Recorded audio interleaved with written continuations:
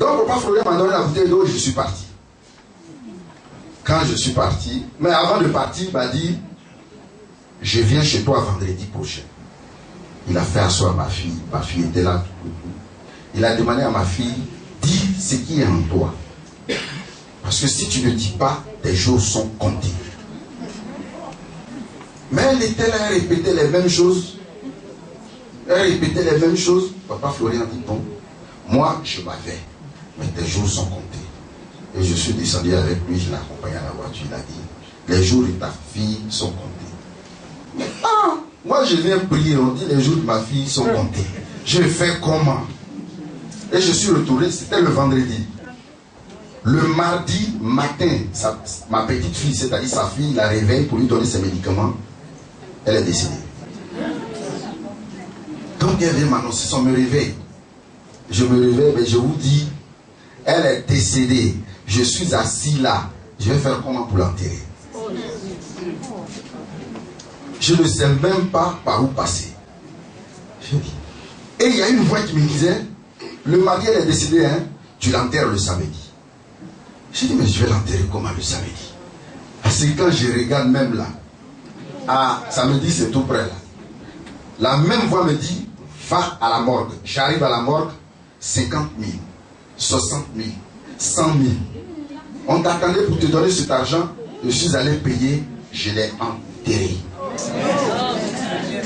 Le même samedi, par la grâce de Dieu, par le Dieu de Papa Florian, je l'ai enterré. Mais avant de l'enterrer, j'oublie quelque chose.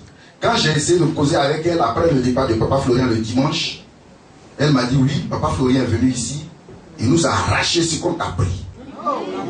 J'ai dit, mais pourquoi est-ce que tu veux qu'on t'arrache? Elle dit, oui, les autres pasteurs qui venaient à la maison là, et ils discutaient avec nous, on leur donnait au moins pour 6 mois, 3 mois, et puis après tu rejetais.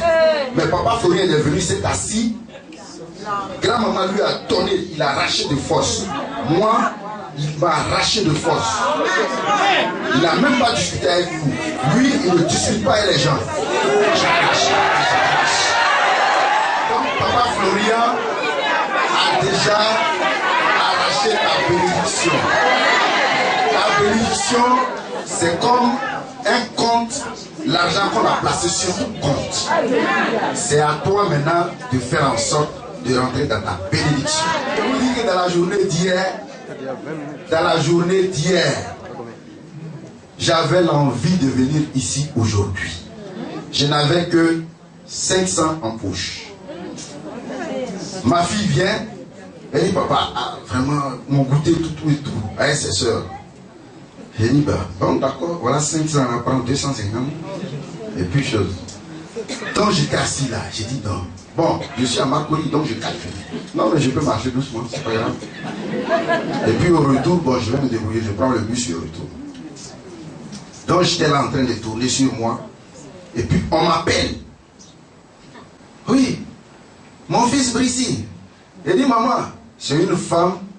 Il était en train de faire ses travaux, les travaux étaient arrêtés. Elle me dit, est-ce que tu peux venir me voir de suite? Il dit, maman, je viens tout de suite. Mais quand il dit, je viens tout de suite là, l'homme qui va aller à Angré, qui a 250 en poche. Je dois aller à Angré. Et je ne sais même pas ce qu'elle va me dire. Peut-être qu'elle me dit, oui, le travail là même vraiment, c'est-à-dire. Donc je vais voir une soeur à côté. Elle dit, écoute, donne-moi 2000, je vais à Angré, au retour, je te rembourse. Elle dit non. Elle dit non, vraiment. Elle dit, hey, je dis au retour, je te rembourse. Je dis, je te rembourse. Donc je pars à Angré. J'arrive, la ville était là. Depuis là, il dit, la vie, c'est embouteillage. Depuis, la vie dit oui, c'est-à-dire, tu sais, le travail là, bon, ouais, vraiment, c'est-à-dire, 1 million.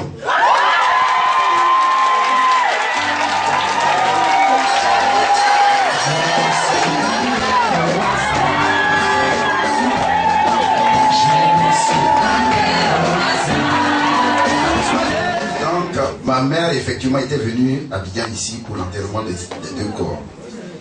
Et puis, il y a une voix qui me dit, il faut la prendre tout de suite et la mener.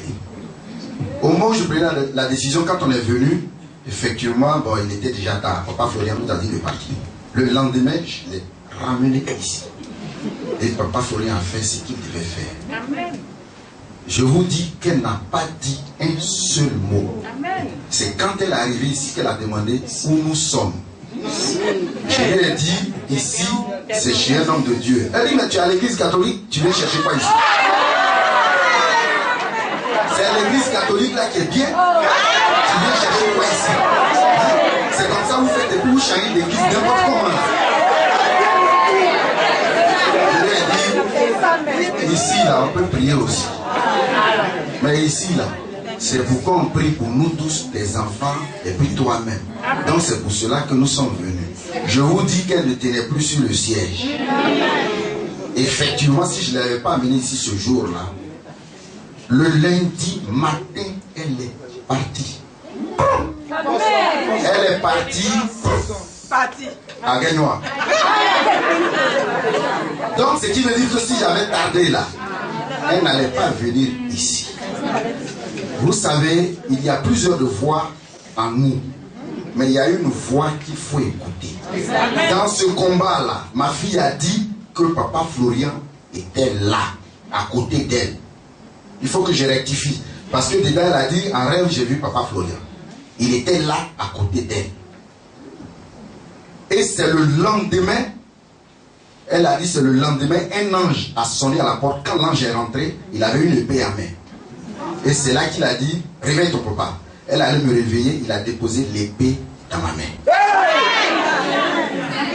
Je vous dis que quand je suis venu ici, au milieu de ce combat-là, c'est Papa Florian qui m'a donné ça. Quand elle m'a dit ça le lendemain, Papa Florian m'a dit, cette pochette est ma pochette. Amen. Je te donne ma pochette. Alléluia.